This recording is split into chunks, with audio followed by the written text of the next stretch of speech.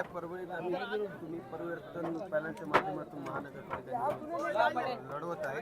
2 minute काय वाटतं आजपासून प्रचाराला प्रारंभ चालू झालं. नाही, आजपासून प्रचार सुरू झालेला आहे आणि परिस्थिती आमची खूप एवढी चांगली आहे. परिस्थिती या परभणी महानगरपालिकेमध्ये चाबी आमच्याजवळ असेल एवढा शब्द तुम्हाला देतो. चाबी आमच्याजवळ असेल, ताला उघडायचा असेल तर चाबी आमच्या चाबीनंच उघडेल तो, नाही तर ताला उघडणारच नाही.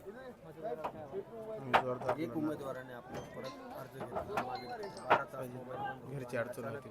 मागे घेतलेलं आहे. कारण त्यांची घरची अडचण होती जरा थोडीशी, आणि अडचण असल्यामुळं त्यांना घ्यावं लागलेलं आहे मागं. आपण अनेक दिग्गजांमध्ये उभं केलेले उमेदवार आहेत. अनेक दिग्गजासमोर उभं केलेले उमेदवार आहेत. त्यांना काय आव्हान देतात?